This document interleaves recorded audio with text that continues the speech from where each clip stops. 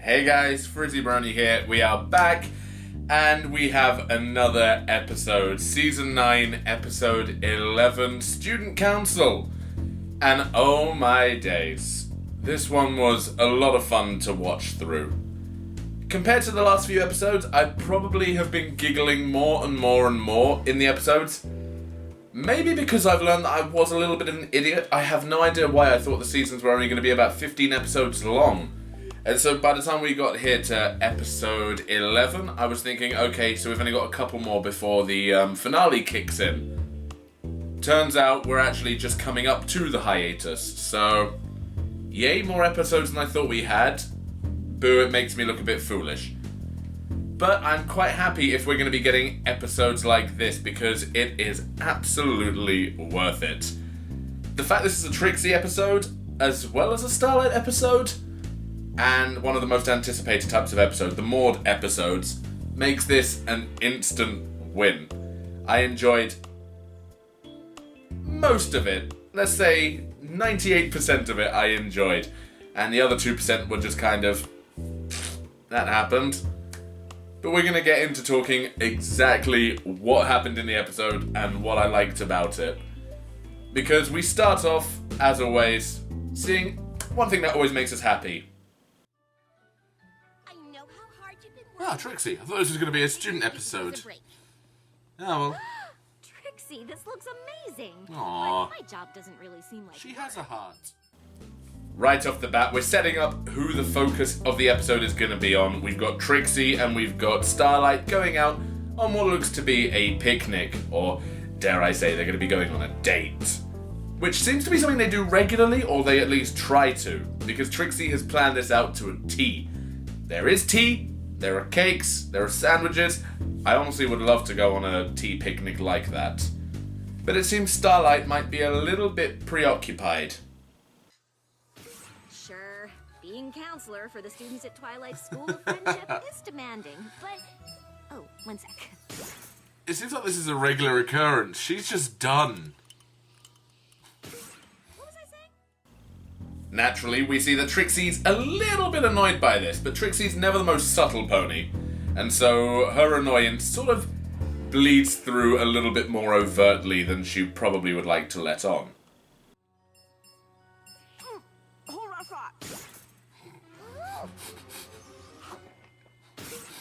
Sorry. I cast a spell on the door to my office, so this bracelet goes off whenever there's a knock. Yona is having the worst time with her braids lately. Aww. Anyway. Okay, that's understandable. Yola needs help. Is this where she's going to start pulling out the rum instead? Just be like, yep, we need all of this. Now, it's an ingenious little device that Starlight has rigged up for her wrist. Basically, the pony equivalent of a pager. It's quite fantastic that she's been able to do this, and it's starting to bring in more and more modern concepts with a magical twist. But we see why exactly she's been going back to the academy and taking time off, rather than spending it fully with Trixie.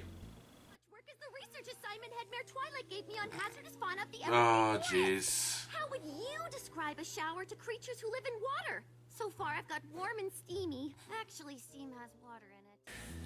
It seems her role as school student counselor is becoming a little bit overwhelming, and she seems to have a problem saying no. Whether that's just her not able to say it, or her wanting to impress Twilight by not falling into her old ways, that's up to her, but we're not sure. She does mention about her checkered past, so I'm thinking it may be a little on the nose that she's trying to overcompensate with helping to make up for, obviously, what she did in the past.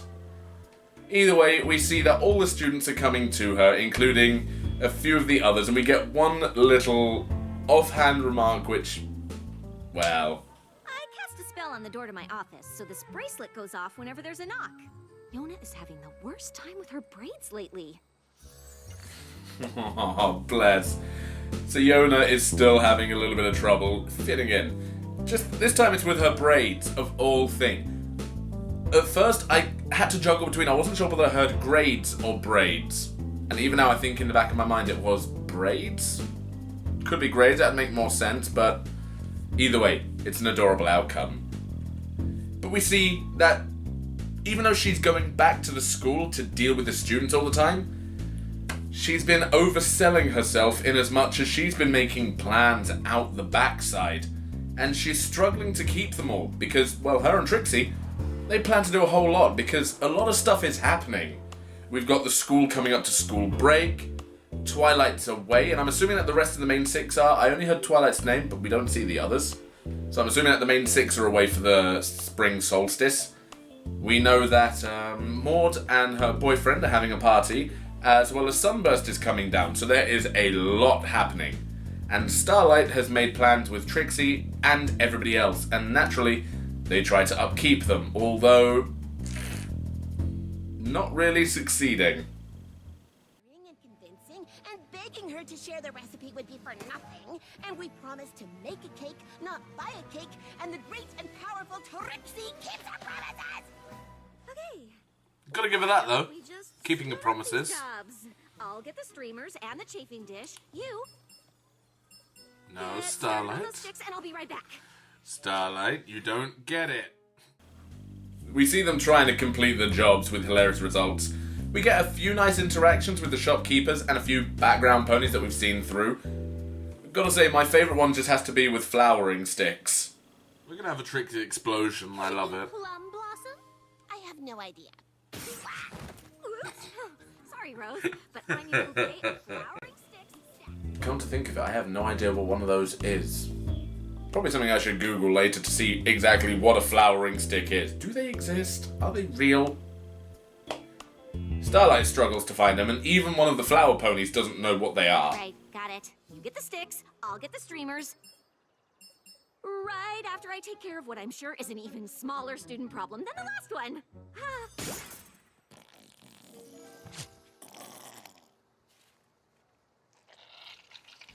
And that gets rumbled a little bit later on as well.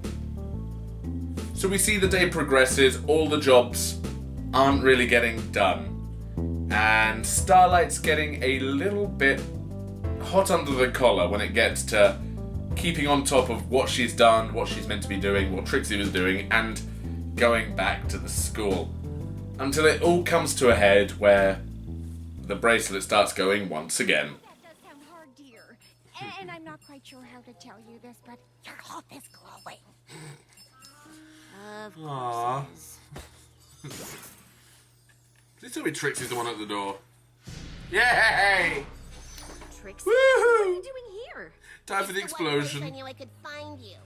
I am so sorry about today. I'm just so busy. I know. Obviously, your students are more important than your friends. That's not. Put the word girl before that, go on, you know you want to. So we see Trixie and Starlight have a little bit of a conversation, and then we get Silverstreak, or Silverstream. Once again, I always forget her name, but she comes to the office because she's been having a lot of trouble. And this is where Trixie's words start to ring true, and Starlight decides to put her hoof For down. now, the counselor's office is closed. I have a cake to bake. So all seems to be well and good. The spring break has started, the students have all been sent home, and Starlight locks the school up, and that means her and Trixie can spend some time together, actually bake that cake that they were meant to, and enjoy Maud's party, as well as Sunburst's company. We get this nice little gathering, and it is a very sweet scene. Maybe it's not the best. We made it together, and that's what counts. I'm glad you brought it. And everything else. Yeah. I'm very excited. This is going to be the most perfect party ever. Yeah. And with all of your Despite the fact Pinky is not involved, or cheese sandwich for that matter. Now, naturally, they haven't had much time due to Starlight's pre-complications, and so the cake doesn't come out the best. But the point is, they made it together.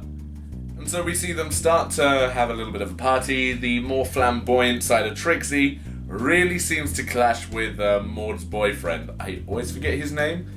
But we just see those two personalities kind of playing off each other and really just getting on each other's nerves with how blunt and exaggerated they are.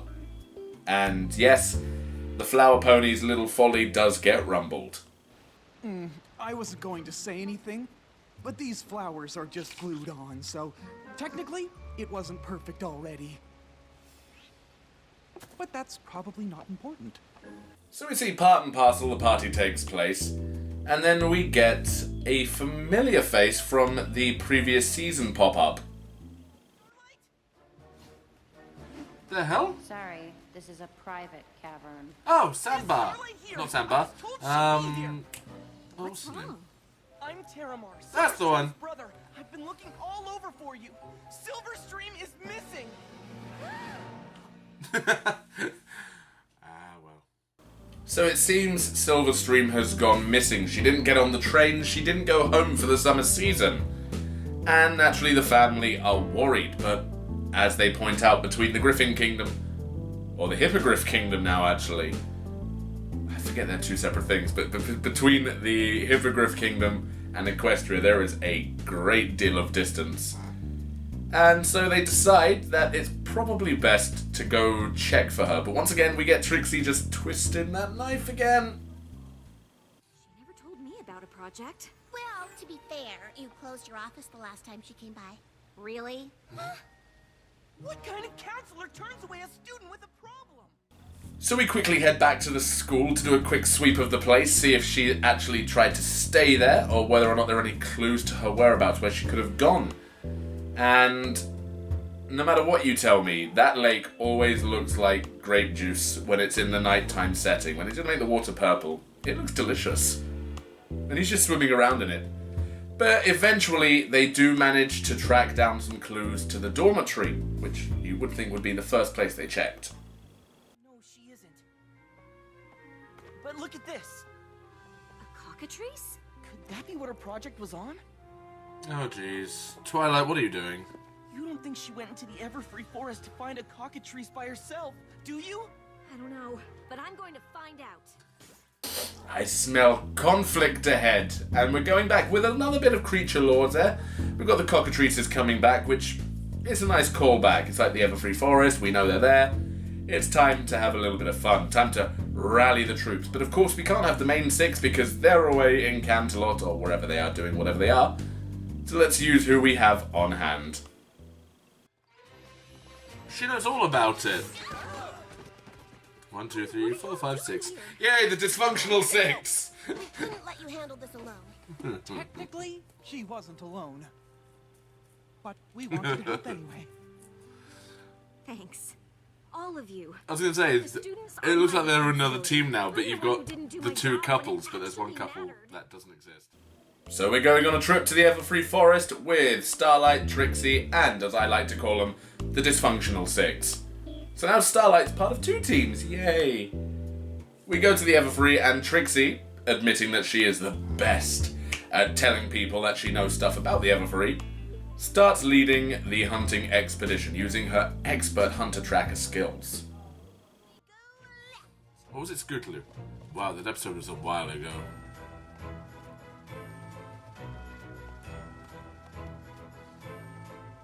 This way! We go back on ourselves. Halt! This way!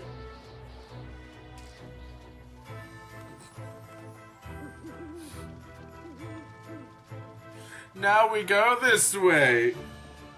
Then this way. Then this way.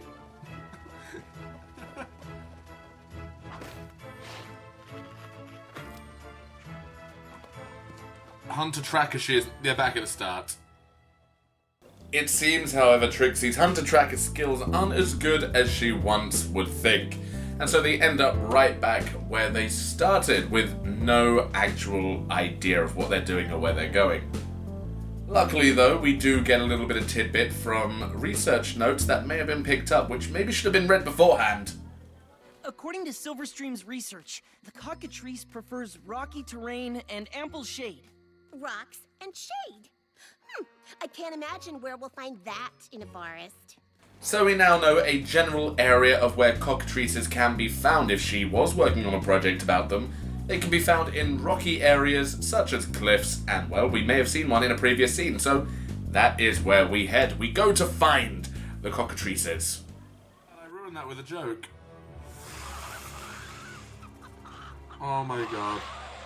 Maud is just precious. This is where things get interesting, because not only do we find the cockatrices, but we see that rather than being solitary creatures like we were told they were, they may be having a bit of migration. And so there's a big congregation of them. And although they may want to stay hidden, they may want to stay silent, this is, of course, not gonna happen. And they're all over there. Technically, Don't even say it. Whatever you do, don't look at them. Their gaze can turn you to stone. so what do we do?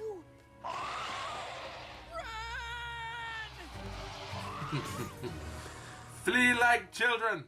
So now the chase is on. They're being hunted down by the entire flock of cockatrices, and naturally they can't look at them either, so we're having this run around in the dark, essentially.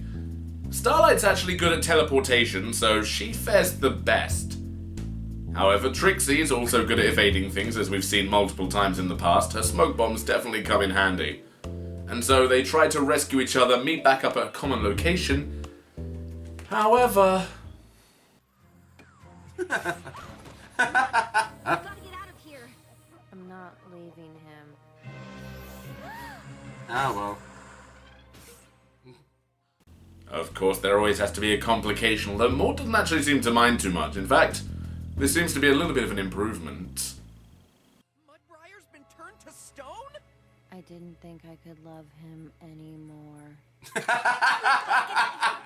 haven't found Silverstream. Oh, that is brutally honest. Can't stay here. I didn't. Oh, God's sake, Maud. Bless her, she is absolutely precious in this episode. Then again, when is she never a little blessing in disguise? But we've got a little bit of a diamond in the rough. We can't let this dwell too much because they are still being hunted by the cockatrices. And so, once again, running through the jungle, they try and find a safe spot. Ah, the Treehouse of Friendship. Why didn't you look there? Oh, of course, only Twilight knows about it, really. Whoops. Once again, I'm actually surprised, but then again, I remember that technically Twilight is the only one who did know about it. Whether she told the others, that was up to her. However, it's understandable why all the others did not know that was actually there. Trixie brings that up, and we have that moment. Of course, the Treehouse of Friendship. This is where she's gonna be. So they go inside, and yes, indeed, we find Silverstream there.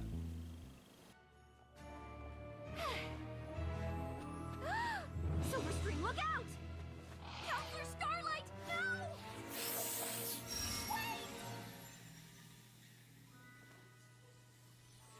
Is it a pet? This is Edith.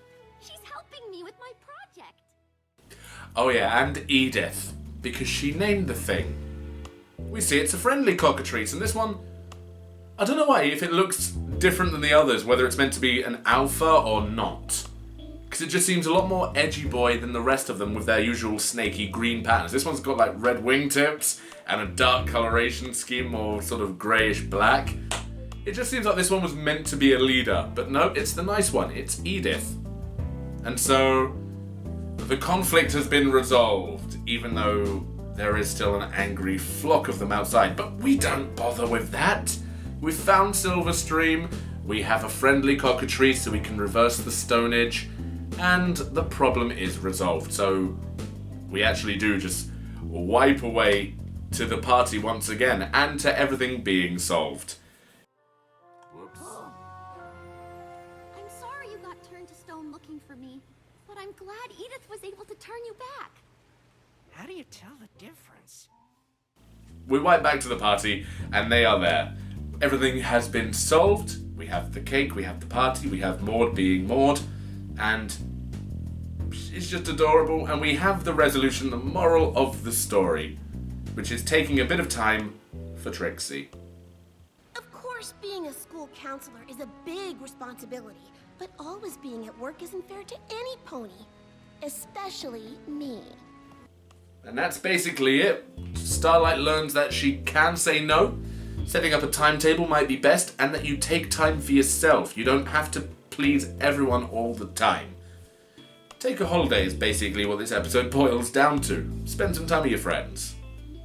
But I've got to say, I really did like it. We're following on that trend of, even though these episodes may not be consequential to the main story of the season, they are thoroughly enjoyable to watch. Once again, this is on par with last week's episode, and on a scale of 1 to 10, this one gets a 6, 6.5 from me. We're gradually bumping those scores up a little bit.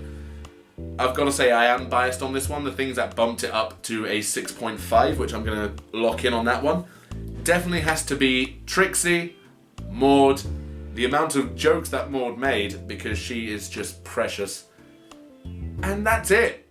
That's all you needed. It was a solid episode. Self-contained, sweet, short to the point.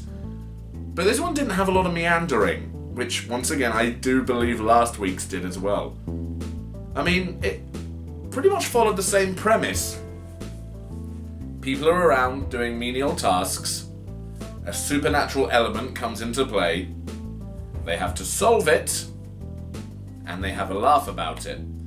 That's it. It's a very broad formula, but it does work nicely. And on this one, where it's more of a confirmed tale rather than just a potential legend, I think it just allowed it to be a little bit more credible. And I like that. We didn't need too much in it. We got out of Ponyville. We had a varied location. We got to see Maud's house again. We got to go to the Everfruit Forest again. We got another look at the Treehouse of Friendship. And this time we got to see it from a distance in lovely sort of lighting effects, which I do enjoy. That treehouse does look gorgeous. But it was just a sweet episode to see Trixie being Trixie, Maud being Maud, and Starlight being Starlight. Them three are really good together. Not saying anything about Maud's boyfriend and Starburst, because it really was nice to have them included. They did have their moments, but those three mares definitely took the cake. Jump cut! Sorry about that. I really did have to sneeze after saying that. But yeah, what did you think of the episode? Let me know in the comments down below. Tell me what you liked, what your thoughts were. Naturally, we're going to be having the bonus reactions come up. I'm really looking forward to next week's episode, especially now knowing that the hiatus is just around the corner, but we essentially have a lot more episodes coming. That makes me very happy. So enjoy the bonus reaction, guys, and until next video, bye-bye. I feel nothing but admiration for the work you do, but it is a little all-consuming, and I miss spending time with you. What are you talking about? We're spending time right now. Okay, well, And time for a crisis. the door's always open. Except for today, of course. You look a bit old to be a student. I know you're busy, but I hope you haven't forgotten. I love her already. Fantastic. She's back and she's already fantastic. How could I possibly forget about that? You're doing a couple things. I wanted her to just slam it again.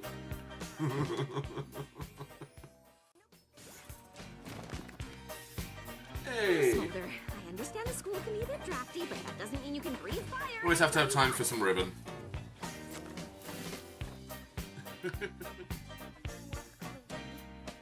But I don't want to ruin your party. We can still have a party.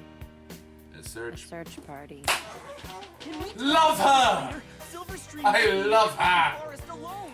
Oh, she's so cute. To do research on Oh, Maud never change. Technically, pine trees like Pinus cambra or Pinus sylvestris can grow from narrow crevasses or cracks in a rocky rock. Pinus! You complete me. Oh, over there. oh, I'm so bad I ruined that with a joke. Student is missing. We're surrounded by a block of petrifying chicken snakes, and Bob's boyfriend was turned into a hunk of rock. You got the hunk part right. And to top it off, we have no idea She's made this episode. even came to Everfree at all. Episode's worth it for her. Idea where else to look. Oh no, I'm so sorry. Once Edith volunteered to help, I guess I lost track of time. Can you talk to chickens? Trees are really friendly if you know how to interact with them. Which Fluttershy doesn't. I can't figured out how to trigger her nesting response. But the experience has given me an even deeper appreciation for the density and permanence of rock. Whoa. Silverstream and I should get going, but I wanted to thank you for everything you did to help find her. I honestly don't want to say anything over when Maud's around. To be honest, I had something else You there. really weren't very helpful with the other stuff anyway. Wait, what? Happy spring solstice! Happy birthday! This cake's famous. Jesus. Dessert? You had me at petrified. I'm gonna say Maud a lot of times now. Maud, Maud, Maud. Maud, Maud, Maud, Maud. Maud.